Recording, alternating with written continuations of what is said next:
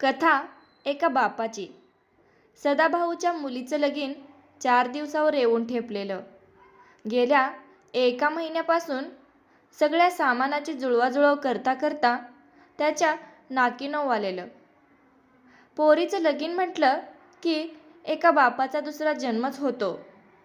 नवरदेवाची कापडं, पाहुण्या रावळ्यांना मानापानाची कापडं, टोप्या, उपारणे, भांडीकुंडी, टीव्ही, सोफा, कपाट असं सुईदोऱ्यापासून सगळं सामान पोरीच्या लग्नात द्यायला लागतं. मंडपवाला, स्वयंपाकाचा आचारी, बांगड्यावाला, सनईवाले या सगळ्यांशी बोलणी करून ठरवायचं. असं एक ना अनेक कामं रोजच चालू होते. तिन्ही सांज झालेली. सदाभाऊ डोक्यावर एक भली मोठी गोणी घेऊन वाकत वाकतच दारात येऊन ठेपला. "अगं ये कारभारने, जरा बाहेर येतीस का?" असं म्हणून बायको पार्वतीला सदाभाऊंनी जरा घाई गडबडीनं आवाज दिला. "आले आले" म्हणत धावतच पार्वती घराच्या बाहेर आली. सदाभाऊंच्या डोक्यावर कसली तरी भली मोठी गोणी होती. तिला हात लावताच, "अगं बया, काय आणलं म्हणायचं या गोणीत? अगोदर तिचं बूड तर खाली टेकू दे, मग सांगतो की." असं म्हणत सदाभाऊ आणि पार्वती दोघांनी गोणी दारातच टेकवली.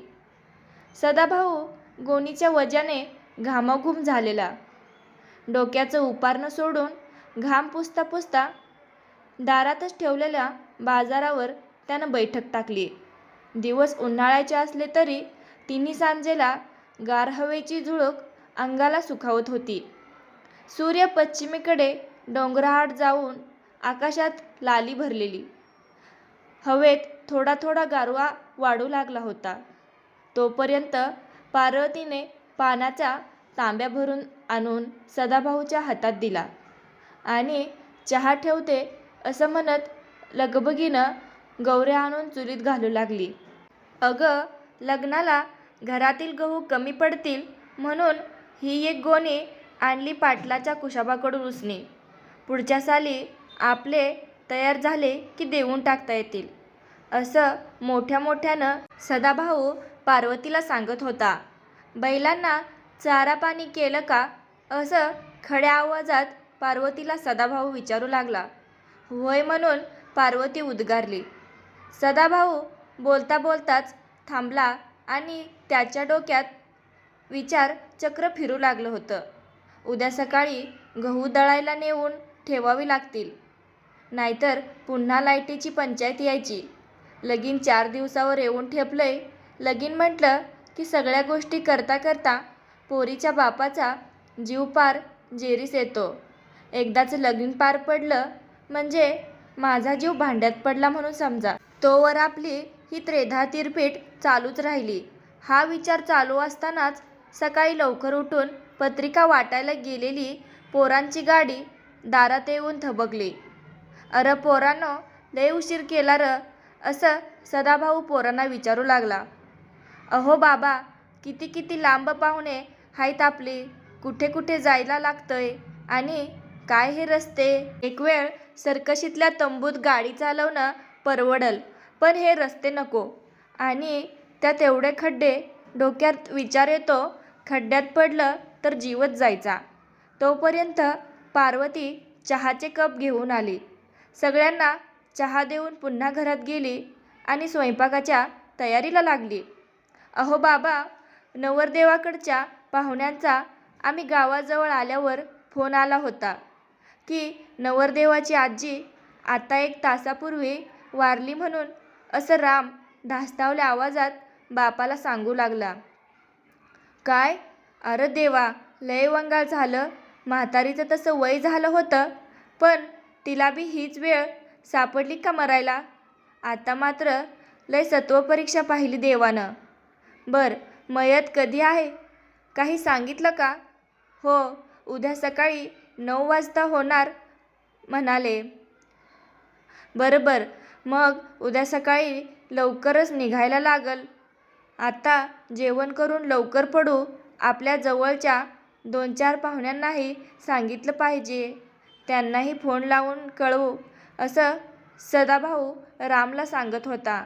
सगळे घाईगडबडीत जेवण करतात आणि झोपायला जातात, पण सदाभाऊला काही झोप लागत नाही.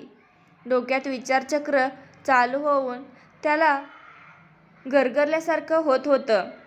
जीवाचा आकांत करून एवढी तयारी करून ठेवली आणि हा मध्येच फटक्यात पाय. बरं, पत्रिकाही वाटल्यात. आचारी, मंडपवाले, बांगड्यावाले, सनईवाले सगळ्यांना सांगितलंय आणि ही मध्येच आडकाठी पडली. बरं, सुतकात लगीन करा असं बोलायला आपलं मनही धजावणार नाही आणि लगीन पुढं ढकलायचं म्हटल्यावर हे सगळं मुसळ पाण्यात.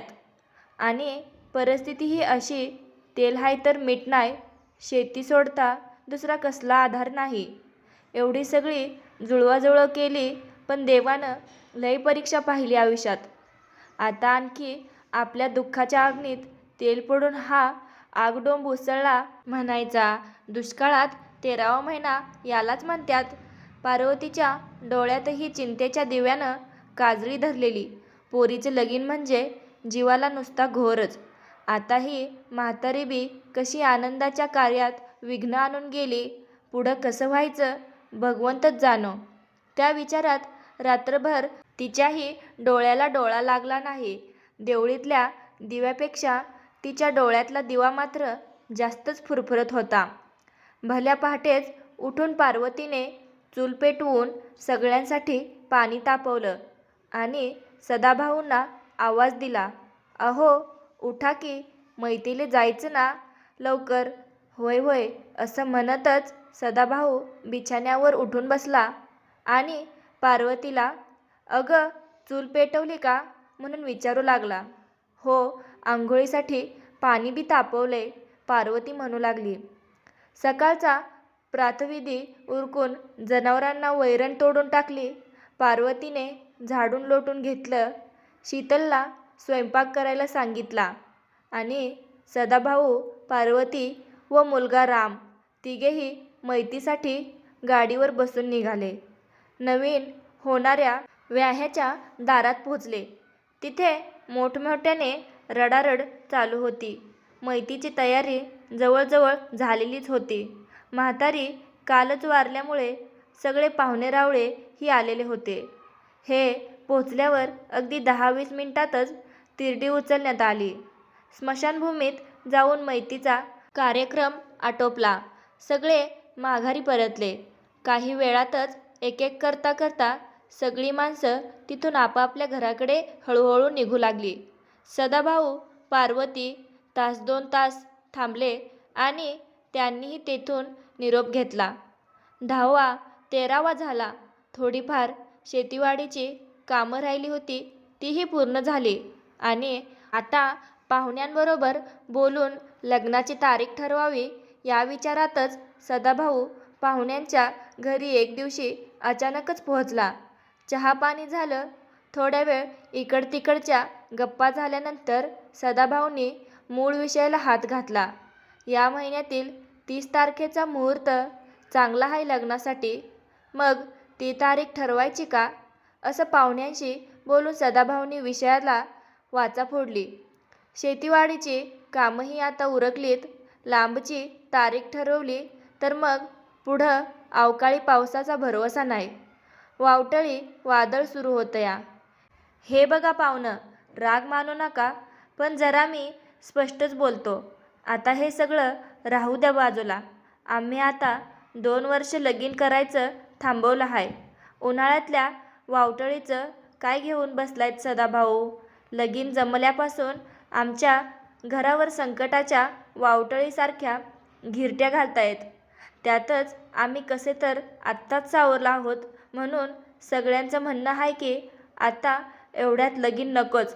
असं पाहुण्यांनी म्हटल्यावर सदाभाऊच्या तर पायाखालची मातीच सरकली आणि त्यासनी बसल्या जागी दरदरून घाम फुटला.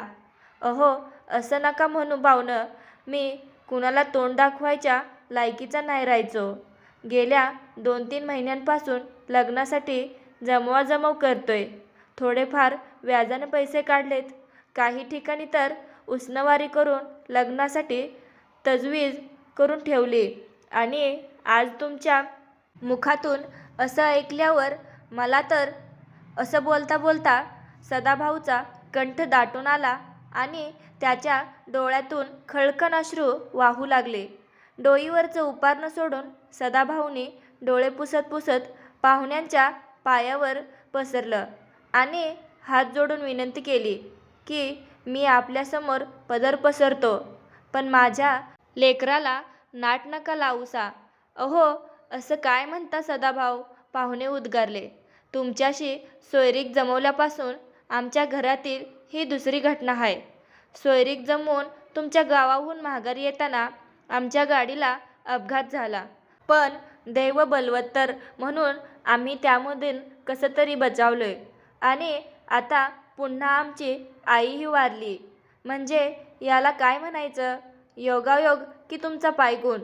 अहो, अपघात हा माणसाच्या चुकीमुळे होतो, यात आमच्या पायगुणाचा कुठं संबंध येतो?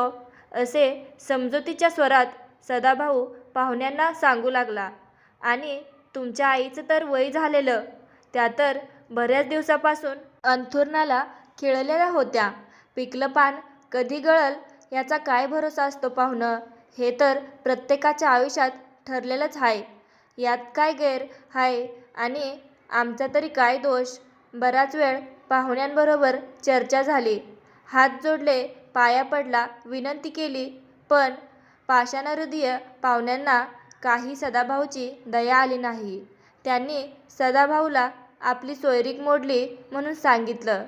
जड अंतकरणाने सदाभाऊनी तिथून काढता पाय घेतला.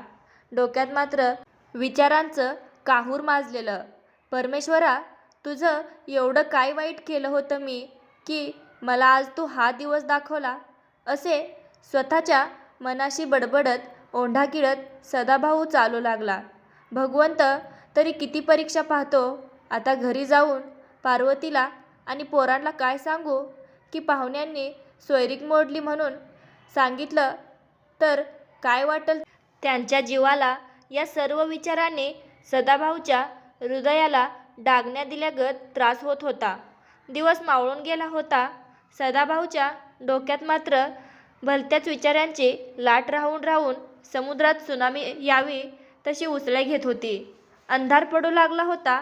शीतलचं लगीन, शीतलचं लगीन असं एकटाच मनाशी वेड्यागत बडबडत सदाभाऊ वाटेनं चालू लागला.